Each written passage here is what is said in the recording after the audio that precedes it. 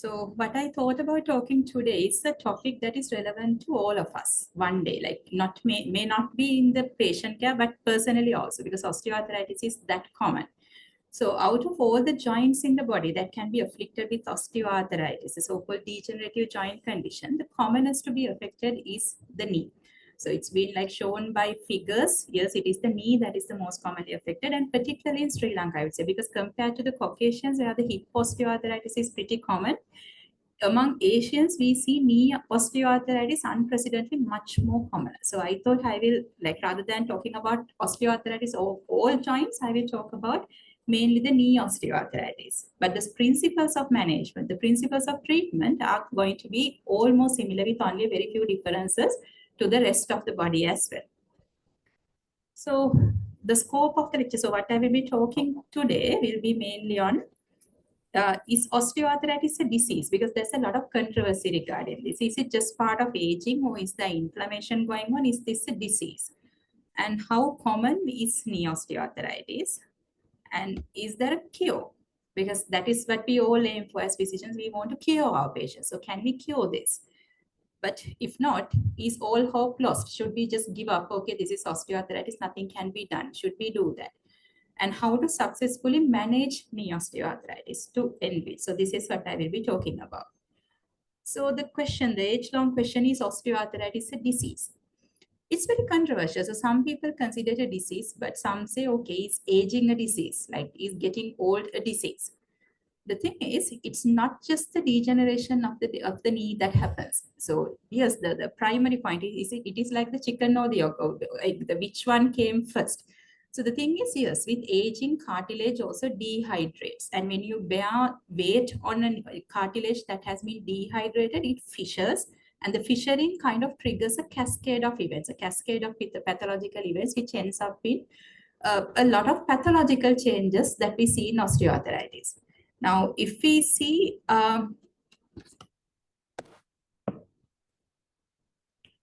if we look at an X-ray of a patient with knee osteoarthritis, you all would agree that there is a lot of osteophyte formation around the knee joint. And you may sometimes have seen subchondral sclerosis, like that is sclerosis just beneath the joint surface. And there are sometimes bone cysts, bone islands that are close to the surface, the joint surface. Why do all this happen? So if the pathology is just there in the cartilage that is degenerating, why would all this happen? So the answer to that is the joint behaves like an organ. It's not just the surface or the articulation between two bones. It behaves like an organ. And pathology in one place will invariably lead to the pathology of others as well. And the degeneration which starts in the cartilage actually spreads to the bone that is surrounding. And the bone tries to repair, because it's actually the cartilage which tries to repair. So when there is an injury, if you are not dead, your body will try to repair. So if you have a cut on your skin, after a few days, you will notice the inflammatory response. There is edema around it, there's erythema, and ultimately there will be new cell formation which will bridge the gap between the injured two edges, and it will kind of bridge the whole area, healing the wound. So your cartilage also will try to do that. But the problem with the cartilage is, so even though it tries to do that, inherently your cartilaginous tissue does not have a regrowth potential. So it's a terminally differentiated tissue. There is no regrowth potential. That is the problem. However, despite that, the cartilage tries to repair. And when any tissue tries to repair, there is a lot of growth factors that happen around that. So pathologically, what happens is it's actually maladaptation. So when the body tries to repair, the tissues that are around it will grow spurs. That is your bone. That is how you end up with osteophytes. So because there is a lot of growth factors, the bone also tries to help out the cartilage, which doesn't happen. Instead, it forms abnormal bony projections that we call osteophytes closer to the joint. So the primary cause, as I have mentioned here, is the inherent inability of the cartilage to repair itself upon injury. So it's once injured, it is injured. So this is why those who have sports injuries during their young life will end up having osteoarthritis of the joint later in life, because whatever happened to the meniscus, to the cartilage covering the joint surface, is going to be permanent. So as I said, not just the cartilage loss. You can see here in these two radiographs, the first one shows a normal joint and the second one shows an abnormal osteoarthritic joint. So this is a grade 4 osteoarthritis according to the radiological criteria. So very severe. There's joint space narrowing, there's osteophyte formation, there's subchondral sclerosis and bone cysts. So everything is there. And in addition, you can see that there's a malalignment as well. The first X-ray shows a nicely aligned, like 180 degrees, very nicely aligned knee joint. Whereas in the second X-ray, which is afflicted with osteoarthritis, you can see the onset of the varus deformity because your medial knee compartment degenerates earlier, faster than the lateral knee compartment. Nobody knows why. It may be due to the weight-bearing mechanics. So exact reason is not clear. So this is why we develop varus deformity early on. And one other important thing for you in clinical practice, if you see a patient with a valgus deformity, that is knock knees, the distal part of the limb, so the tibia radiating or rather directed away from the midline, so that we call a valgus deformity. If you see a patient coming with a valgus deformity, be very careful in diagnosing osteoarthritis in that patient because valgus is almost always secondary to inflammatory arthritis unless it is a congenital one. So if you see in the clinics being managed as osteoarthritis, just take a second opinion. That would be worth it because very commonly we see patients with rheumatoid arthritis, spondyloarthritis missed and misdiagnosed as having osteoarthritis just because it is the knee. So in addition to that, now this is all the changes that are happening in the cartilage and the surrounding bone. It does not stop there. It spreads to the surrounding ligaments and the tissues, the muscles as well. How does this happen? This is mainly because of the disuse. Because when your joint is painful, you try to not bear weight on the joint that is painful. So the inherent property of the muscles is if you use the muscle will hypertrophy. Similarly, if you don't use it, you lose it. So the muscles that are not used will eventually atrophy. And the muscular atrophy kind of aggravates the problem because with the muscular atrophy, the weight bearing of the body will now solely rely on your bone structures. So without the support from the surrounding structures, now the knee joint itself will be bearing the brunt of the weight of a person. And when you move, when you try to climb stairs, when you try to get up from the seated position, it will be your knee that is moving like a jackknife, only the knee moving, the articular surfaces grinding against each other. So this actually propagates an knee osteoarthritis. It's in a vicious cycle that worsens the thing. So at the end of the day, what you end up with is going to be a very noisy, very painful, and a very deformed joint if you do not intervene early. So how common is it? Okay, osteoarthritis is very, very common. They say 595 million people affected worldwide. So if we look by the amount of money spent on research, I would say like a lot of studies have shown osteoarthritis research consumes the most number of like grants as well as the highest amount of money for research around the world because it's kind of a money pit. If somebody like discovers a cure, that person will be, I would say, richer than Bill Gates because everybody is affected by osteoarthritis. Nobody wants to be in pain. So it consumes a lot of money, a lot of energy, but so far we haven't really been successful in finding a cure. In Sri Lanka also, we have some data. So in a study done around the Javadalpura, Kotte and Colombo region, they have found that the estimated age standardized prevalence of knee osteoarthritis is 21.8%. This is a very high amount. So this basically means 1 in every 5 people will have osteoarthritis of the knee. So it's an alarming figure, I would say. And as usual, females are the luckiest. So the risk factors include the female gender and being old, because with increasing age, there's a cumulative worsening of the incidence, and obesity, of course. Is there a cure? So if you look at what is a cure, if the Cambridge Medical Dictionary offers this definition, a cure is to make someone with an illness healthy again. But we know that in medical context, it goes a step beyond that. It's not just about making a person healthy. Cure is when we call a treatment makes a health problem go away and it is not expected to come back. So infections can be cured most of the time, at least, unless it's an infection like HIV, which can only be controlled. Most of the infections can be cured. So, but in this sense, can you cure diabetes or hypertension? I would say no, because like when we tell patients like this is going to be like there for the rest of your life, at once they are kind of taken aback. They don't want to be in pain for the rest of their lives. And when I tell them, okay, you are going to like need management of this condition long term, they are a bit taken aback. Should I really be taking medicines long term? I say no, but this is going to stay with you. And like to drive the point home, I asked, okay, do you think diabetes can be cured? When patients take treatment, can they stop taking treatment after some time? Not really. So what we can do though is control it. So just because somebody has diabetes, they don't have to commit suicide because it's at the end of my life now, I can't be cured. It's not like that. So it's something that you need to learn to live with. And is it like similarly, is there a cure for stroke and an acute MI? Not really. We can manage them, but we can't cure. But still, we try to treat. So, is all hope lost, or can we treat osteoarthritis? So, what I would say is yes, it cannot be cured, but the patient can be treated, the patient can be managed, because management and treatment are two different things, and treatment and cure are two different things. So, to understand a patient, so to manage a patient, one thing that you need to understand it, you need to understand the patient's problem. Get to the patient's problem and try to manage the problem, because a patient may be having a very deformed knee. So I have seen this coming with severe valgus deformity, a severe varus deformity of like advanced knee osteoarthritis. But when I ask them, okay, how limited are you in your day-to-day activities? They're fine. Like even though the knee deformity is very serious, they can go to the bathroom by themselves. They can have a shower by themselves.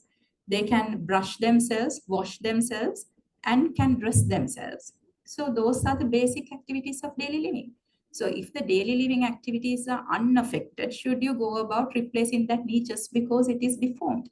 Not really, because you need to manage the patient. You are not going to manage the knee. That is the main important part in the management of osteoarthritis. So you like talk to the patient and get what are their functional limitations first. So there may be pain and discomfort on walking, and some patients find it very difficult to stand up from the seated position. When I see a patient coming into consultation and leaving the consultation, I know, okay, this is where the problem lies, because when they try to get up from the standing position, they push forward their center of gravity, and you can see that their whole body is trying to get them up from the seated position. So that usually indicates a very poor core strength. There is no core strength, because what we mean by the core is, if, like, have you ever thought, starting from your sternum down to your symphysis pubis, what is the bony support that your body has? It's only your spine. It's only your spine. The rest of the body is very well supported by the bones. But the middle part of the body, the core of the body, is ill supported by the bony structures, because the front of the body is completely unsupported by any bony structure. So that means unless your muscles are very strong, like maintaining the upright posture is going to be very, very difficult.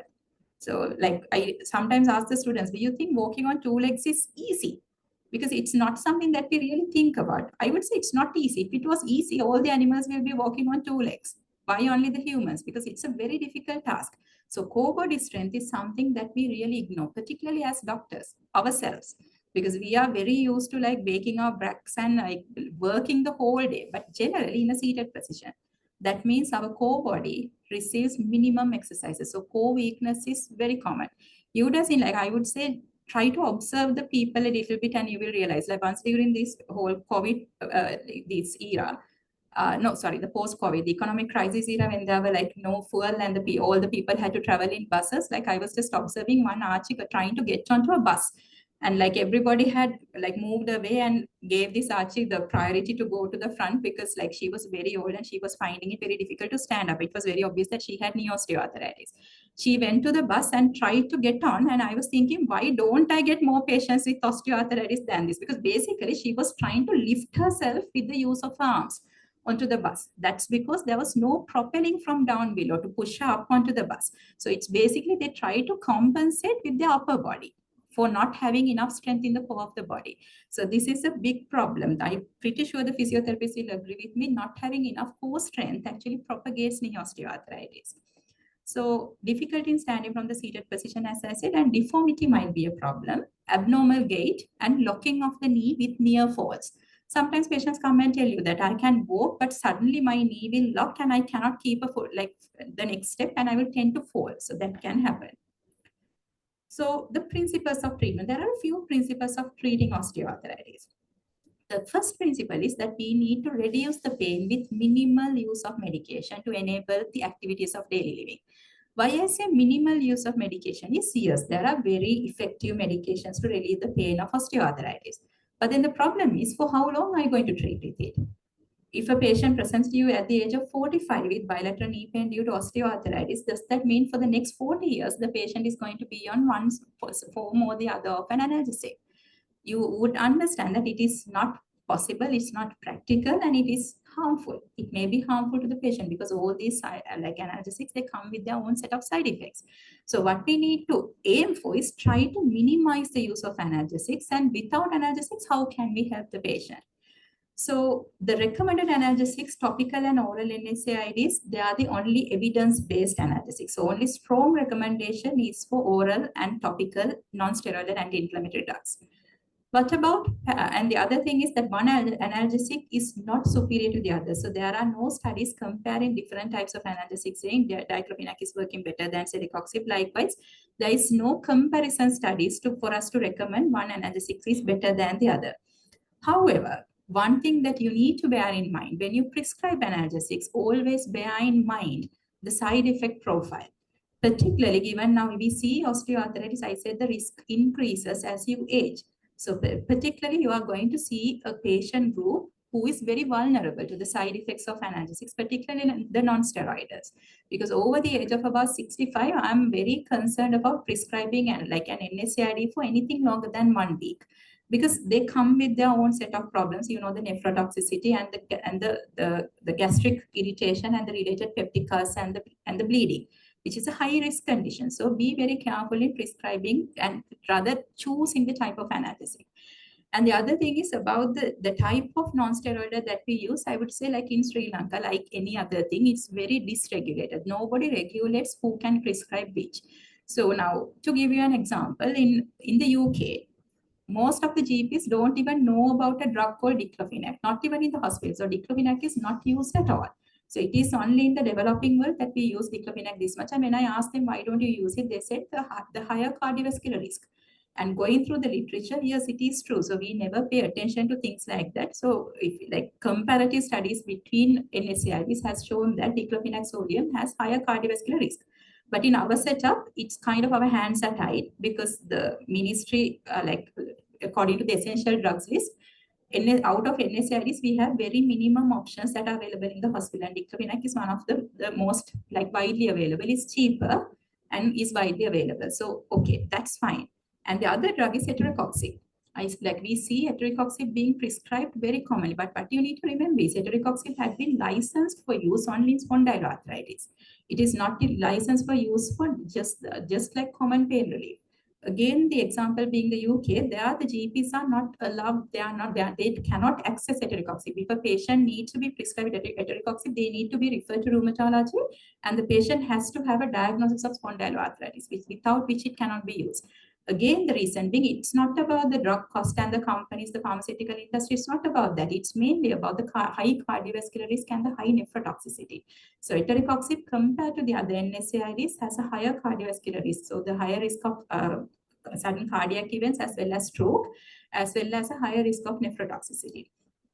Okay, so like you need to bear that in mind when you decide which NSAID to use.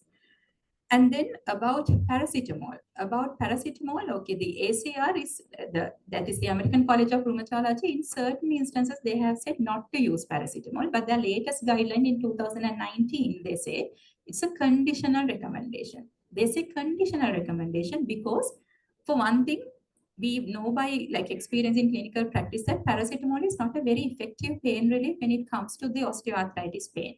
So because of that, like even studies have proven like the degree of pain relief that is achieved by paracetamol is not great. And the other risk is when you prescribe a regular dose of paracetamol, the patients can take it, not respond in 4 hours, they take another dose. They keep on like taking more doses. Particularly if the patient is not very well educated, this is the only thing that they have access to. That can lead to chronic toxicity of paracetamol. So this is a known phenomenon. So these two are the main reasons why they say like try not to use. But then why they do not recommend against the use of paracetamol is because inherently you are going to have a group of patients who cannot either tolerate NSAIDs or have contraindications because of, say, for example, nephrotoxicity. Because of that, if it is contraindicated, then you will end up with nothing if they recommend against. So in such special patient groups, you can use it, although the efficacy is less. And things like steroid injections, PRP injections, and then intrathecal hyaluronic acid and etc. So they all achieve pain relief to varying degrees. But again, that you need to understand, this pain relief is only temporary. We are not aiming for a cure with any of these. So improving the mobility and the independence. So that is the second principle. So the first principle was to reduce the pain with minimal use of medication to enable activities of daily living. The second principle is to improve the mobility and the independence. So the core, like what happens if you do not intervene as early as possible, is what is there in the center. The patient is going to end up being physically disabled. So physically they're dependent on somebody. And like I run one clinic in the geriatric unit, the geriatric rheumatology clinic. And like when I speak to patients, there but one thing that I have realized is the thing that bugs them the most, the thing that really gets to them is the fact that when it comes to a point that they need help with going to the toilet. So that really gets to them. So if like imagine yourself in the situation to go to the toilet, to sit on the commode and then to kind of get up from the commode and to exit the bathroom. If you need somebody else's help, that can really get to you. So this is something that nobody really wants to help, need help in the bathroom. So physical dependence, that is the end result if we don't do anything. So I said that this is a vicious cycle because pain leads to disuse leads to muscle atrophy, and the muscle atrophy leads to poor structural support. So with the poor structural support, because there is nothing holding the weight away from the joint, there is overloading of the joint, which worsens the pain. So this goes in a vicious cycle. So what we try to like aim in particularly physiotherapy. So this is where the physiotherapist comes in, improving the mobility and the independence, because where you can go and break this cycle, two places. One place is that you can go and relieve the pain. So that is where all the techniques that I told earlier come in with regard to the NSAIDs, intrathecal injections. So you relieve the pain. And once the pain is less, you break the cycle of disuse. That is by introducing them into physiotherapy. So physiotherapy will target certain groups of muscles, which will which will in turn improve the structural support, reduce to offloading of the joint, and you can see that the cycle is broken. So just telling the patient to go and exercise is not going to take you anywhere. Because one thing is like imagine an 80-year-old Archie coming to the clinic and you say, okay, you have osteoarthritis of the knee, you should go and exercise. They're like, for a moment, they stare at me, okay, should I really exercise? And then the next thing I tell them, okay, this does not mean that you have to put on a jogging pant and go out jogging. It's a different type of exercise. This is a type of exercise where you will be seated in one place or you will be lying down in one place and then do it. And then they are like ready to listen when you say that, because otherwise when you say exercise, when you mention exercise to a patient who can barely walk, they might like think, okay, this doctor crazy, am I in the right place? Because like you have to give context to what you really mean by exercise. Because the thing is, if you go again to the evidence, there is very minimum evidence to say this type of exercise works better than the other. So but what works at the end of the day is really exercise. So physiotherapies, again, this is one place where like you really need to follow up on the patient and see is the real, like the necessary type of physiotherapy happening. Just writing and referring to the patient to physiotherapy is not going to be the end of the story. You need to follow up on that and ask the patient, okay, what was taught? What did they teach you? And how many times have you been doing that? And you'll be surprised. Like sometimes when I ask, what have you like done so far? What was taught? They say, na giyama light ekala tiyala man gedara giya.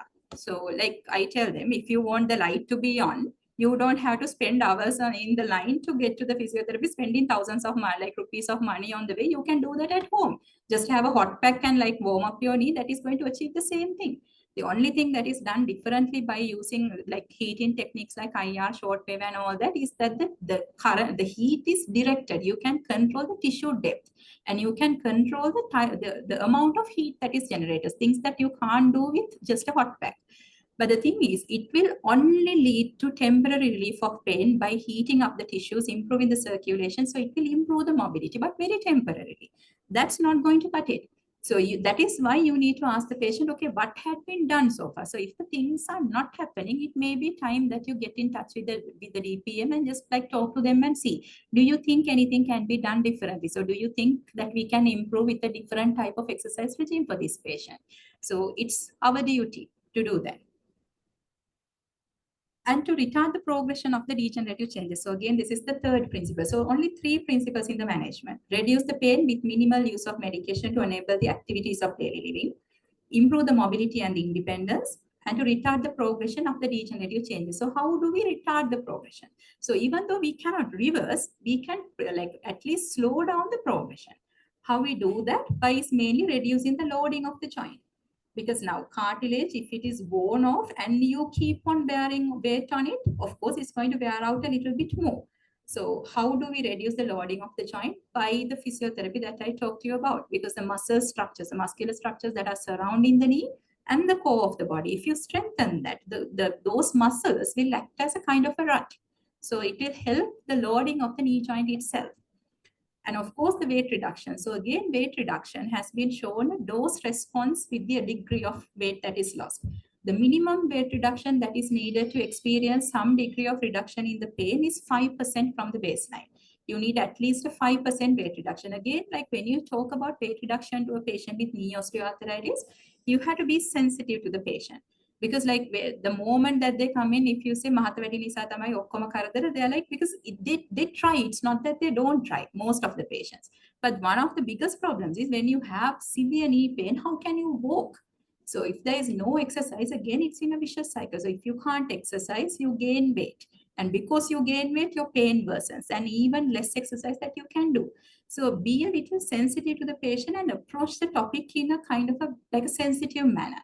And the patients will take it well. And you tell them, like, if the patient comes into you and you see, okay, obviously the knees are going to scream because the patient is 5'1" and the weight is 90 kilos. Obviously the knees are going to scream because the knees are not designed in that patient to bear a weight as much as that. But then, like, if you tell them, okay, weight reduction, like your ideal body weight is 50 kilos, and the patient will not come to you again, because 90 to 50, it's an unachievable goal for most of the patients. But if you tell them, okay, what we mean by weight reduction is a 5% weight reduction, which means like you are 90 now, we want you to achieve only 85, 86 as your target. Can you try to do that? And most of the patients will say, yes, I can try doing that, because just with the diet and with the help of your nutritionist, you can try to achieve that. So set a realizable target, a reachable target for the patient, and the patients will try their best if you do that. And the other thing is the lifestyle modifications. Again, like you need to try to make the patient understand, okay, knee is a hinge. So if your doors have hinges, and if you keep on opening the door the other way around in a regular basis, obviously the hinge is going to become loose. So our knees are not designed to bend all the time beyond 90 degrees of an angle. They can be on 90 degrees, but not in a regular basis, not every day. So if you have a patient who sits near in front of the stove and like kind of makes food on a hearth that is situated on a low place, that's not really going to help with the knee osteoarthritis. So like getting the stove to a bit taller place, a bit higher place, might get rid of a lot of other problems. So likewise, lifestyle modification. So you need to really go into the social history. So this is something that we have learned as medical students, like getting the social history. But like even when sometimes I listen to the social history, it's like, what does the patient do? Like, tell me the social history. Oh yes, the patient is a police officer. And I was like, okay, what does he do in the police? He's a police officer. I say, yes, I know he's a police officer. What does he do in the police? Does he work in the police station? Is he a traffic police officer? Where does he work? What is his job description? So the occupational history and the social history does not mean asking what is the job, his job, what is his designation. That does not mean anything. Like, think about ourselves, like just telling that person is a doctor does not have the same connotation for a musculoskeletal injury, because that doctor may be running a clinic like seated 8 hours a day. Or that doctor may be working in the orthopedic theater, handling a lot of like heavy stuff, standing from morning till evening. So the musculoskeletal problems that they are going to get are completely two different things. So getting the job description is very important, and like try to address the factors that affect all this, and you will go along the way. And then the recommendations for the pharmacologic management. So this is from the 2019 American College of Rheumatology criteria. So I just like took one part of a table that they had, a very like interesting table. So like, I think you can guess like what the colors mean. So the bright red means strongly recommended against. The kind of the pink color means conditionally recommended against. The light green is conditionally recommended and the dark green is strongly recommended. So looking here, you can say, so these are the pharmacological management. So out of the pharmacological management, topical non-steroidal like anti-inflammatory drugs, oral NSAIDs, and the intraarticular glucocorticoid injection. These three are the only things out of pharmacological management that are strongly recommended. All the others are either strongly recommended against, conditionally recommended against, or only conditionally recommended. So here you will also see that things like glucosamine sulfate, chondroitin sulfate, hydroxychloroquine, all these are strongly recommended against. And even like out of the intraarticular injections, the only intraarticular injection that is recommended, strongly recommended, is intraarticular glucocorticoids. It's not PRP, it's not hyaluronic acid. So this is what the evidence says. So when all this fails, so we take the time for them to say, okay, this is where we decide that you should go for a knee replacement. And that time is 6 months. 6 months of optimal conservative therapy, optimal conservative management with an optimal physiotherapy regime. There is no response at the end of 6 months. Then the patient needs referral to orthopedics because they need to then consider surgical options. So it may be either a total knee replacement or maybe a compartmental knee replacement, which depends on the surgeon's advice. So when we come to like the rehabilitation of the knee, remember that age is not a barrier. To attempt a rehabilitation of a patient with knee osteoarthritis, age is not a barrier. And I would say the oldest person that I have rehabilitated in my elderly clinic was 83 years old. She came like without being able to be self-sufficient, and it was like really bugging her because she had to depend on her son, which was like even worse. It's not like depending on the daughter, it's depending on the son. And she didn't really want to do that. So she was motivated. She wanted to come out of this. And I referred her to a very good physiotherapist who worked with her day and night. And just about 1.5 months later, about 6 weeks later, she came to the clinic walking. Whereas earlier she needed 2 sticks on either side to help her walk, like 1 stick on one hand and help of another person on the other side. And she was able to sit down on the chair by me and stand up from the chair without any support. So this is, I say, 83, still you can do something. So what are the barriers? Why can't you do something about osteoarthritis? It's mainly the patients themselves. If they are not motivated enough, you can't do anything. So like every time they consult you, when you talk to them, getting them motivated is more important. And then the doctors, we sometimes act as barriers. Maybe by incorrect advice, we sometimes act as barriers. And being unsympathetic towards their problem, unempathetic, we might act as barriers. Incorrect physiotherapy that is not customized to the patient. The big problem, because sometimes we see, like when I send patients for physiotherapy, sometimes, particularly in regional, like very far away rural hospitals, they start the physiotherapy by like asking the patient to lift the sandbag with the leg, which is like, it's not correct because it needs to be customized. There are some patients who can start with the sandbag because what the sandbag means is movement against resistance. So before the patient is able to move the leg against resistance, they should be able to move it without resistance. So in a patient who cannot lift the leg without resistance, if you start with resistance, it's going to cause severe pain during the first 2 to 3 weeks, and they are going to abandon the physiotherapy. So this is why we say every physiotherapy regime should be customized to the patient. It's very important. And the poor communication, as I said, like being unempathetic, just telling them, just dictating them, do this, do that, they're not going to adhere to that. So a few common problems that I encountered on the way. So patients commonly come and tell you, the pain worsens with physiotherapy, I don't want to go anymore. And what I tell them is, okay, you have to go again. If the pain worsens, you have to go again. Tell them, when I do this particular exercise, the pain worsens. And the other thing is, when you refer the patient to physiotherapy for the first time, advise them then and there, okay, the first few weeks, the pain is going to get worse. Be prepared for that. Pain is going to get worse, and I will give you some painkillers to take during that time. Just don't give up. Just because the pain worsens, don't give up. Persevere with it. And after 3 to 4 weeks, you are going to see a noticeable improvement. And another complaint is same degree of pain despite physiotherapy for a few months. Still my pain is the same, so I don't want to go. Dig a little bit more, and then you will realize, okay, means when the physiotherapist tells you do 20 times repetitions of the same thing 2 times a day, half an hour of physiotherapy, they may be doing about once every 3 days and then expect the same kind of response. And what I tell them is, if you do half of what is said, you will experience half of improvement as well. So if you need a full improvement, you need to adhere to what is taught to you. And then osteoarthritis pain flares. No matter how well you manage, pain flares are inevitable. They can happen because even in a very well managed patient, like they try to, let's say, climb up or climb down a stair, suddenly like twists the knee, there can be like a new fresh onset of cartilage damage. And for the next 1 to 2 weeks, they might be immobile with severe pain and all that. So just reassure them this can happen. So stop the physiotherapy during the acute phase and then apply plenty of ice 2 to 3 times a day, take an analgesics, plenty of rest, it will settle down. If it doesn't settle down within a week with all these measures, you can try an intraarticular steroid injection, which is going to calm the things down. Can happen, but then that should not mean you should stop the physiotherapy afterwards. And as I said, obesity, because it's in a vicious cycle with the poor mobility, also means weight gain and the lack of patient motivation. There are a few cautions that I have to tell you. So this is directly from the Facebook page of one of the very famous private hospitals in the country. So it's available in the web if you go and see, because they are saying introducing revolutionary knee rehabilitation therapy. So patients come and ask, so can we do this? It says like it's a cure. If I have 3 injections, it will be gone.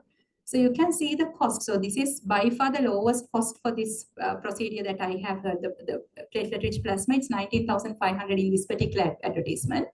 The cost can range from anywhere between 19,500 to about 75,000 rupees per injection. So it depends on where it is done. It depends on who does it and all that. So it's all right. So the thing is, as I said, there are different types of intraarticular injections. You can use just a common corticosteroid. You can use PRP. You can use hyaluronic acid. The evidence so far is not very strong. So I will show you this. So this is the latest study I came across. It was published in 2024 study. The MRI-based cartilage changes and the clinical effectiveness of autologous intraarticular PRP injections in symptomatic patients with moderate OA of the knee. Because why this PRP came into being is because platelet-rich plasma is supposed to have a lot of growth factors. So in vitro studies, so that is like in the laboratories, when they tried, they showed, okay, there is some regrowth of the cartilage tissues on a dish when you see it in the lab. But the thing is, when you tried it in the clinical setting, so far the evidence says it does not translate to the same efficacy clinically. So even though the in vitro studies have shown some promise, it has not translated to the in vivo. This is something that we can't always explain. It happens all the time, not just with osteoarthritis. If you look at rheumatoid arthritis, there was this one drug that came in the kind of the early era of the biologics. It's called anakinra. Anakinra is an interleukin-1 receptor inhibitor. Was supposed to be very, very kind of effective, because the thing is interleukin-1 is it's involved in the final common pathway of most of the inflammatory processes. So they showed in rheumatoid arthritis also IL-1 based pathways are very active. So they expected miracles with anakinra with the introduction, expected miracles, but it had to stop at the stage phase 3 clinical trials. The reason being, even though in vivo it was very effective, in vitro, in vivo, in vitro it was very effective. In vivo, in real world clinical setting, it was not effective. So the cost could not be justified. The risk of side effect profile could not be justified. So it was withdrawn from rheumatoid arthritis. It's still there in the market because the manufacturers found other uses for it other than rheumatoid arthritis. But now it is used mainly in the autoinflammatory diseases. So it's like that. So PRP, the same thing happened. So the finding of this study, the conclusion, is again directly from the web, the same study. It had a positive effect on pain alleviation and patient functioning, but there was no significant change in articular cartilage as measured by MRI. This is what I say. So my argument for PRP is yes, you can try PRP. There's no harm trying it, particularly if there are patients in whom everything else has failed and the patient is also not willing to have a knee replacement, you can try it. But the thing is, should we routinely do this in a kind of a cost-conscious, in a healthcare system that should be cost-conscious, is my question. Because it costs in the private sector, which means in the government sector also it's very costly. Preparation of everything and then performing the procedure, all this comes with a certain cost. So if you can achieve achieve the injection, the same sort of thing, the pain relief with a very cheap injection, like an intraarticular corticosteroid injection, should we really be spending this much on PRP is my kind of argument. So again, it's up to debate. And the other questions, this is the last slide I have to share. The glucosamine sulfate. Again, patients come and ask you, should I take, should I not? So a very tricky question. One thing, like as side effects, as far as side effects go, glucosamine and chondroitin sulfate have very minimum side effects. So that's why in other countries, they're not even prescription. They're considered supplements. Anybody can buy over the counter in a supermarket. So the only side effect that you need to be wary of sometimes, particularly glucosamine rather than chondroitin sulfate, can increase the sugar level. So in previously diabetic patients, you might suddenly see that the diabetic control becomes a little bit more difficult once you start on glucosamine sulfate. So if that is the case, I would say stop it because it's not worth it. And additional constituents in commercially available glucosamine and chondroitin preparations. So this is something very interesting. So like sometimes you might come across patients who say, one preparation I took, it did not work, then I took this one and it works. And if you really go through the contents, you will see like this is something I have noticed. Some of them have salicylic acid. So it's like having a bit of aspirin, a lower dose of aspirin. So that may be why the patients are responding rather than actually because of glucosamine or chondroitin. So if the patient already has a contraindication for such drugs, be careful. Particularly salicylate allergy, aspirin allergy is not uncommon. So you might be calling for more trouble by giving that. But if a patient really wants to take it, so the British, who are like very good at dodging problems, so how they advise their patients is, okay, if you really want to try it, you can give a try, but we don't have any evidence. But you can try it, and if it helps you, you can continue.